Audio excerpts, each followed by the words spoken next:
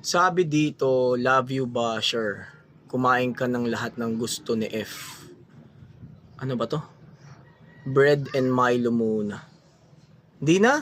Hindi ko nagagawin yung mga yan. Sasabihan na naman tayong user dyan. Tsaka ba't kakain ka ng bread tsaka Milo? Ano yun? Anong lasa nun? Hindi naman pwedeng kainin yung ganun. Ba't kakain ka ng bread and Milo? Kalokohan yun, walang ganun. Hindi naman masarap yung ganun. Ba't kakain ka ng bread and Milo? Lalagay mo dito. Hindi pwede yung par. Hindi totoo yun yung bread and Milo na ganyan. Malabo yan. Sarap ah.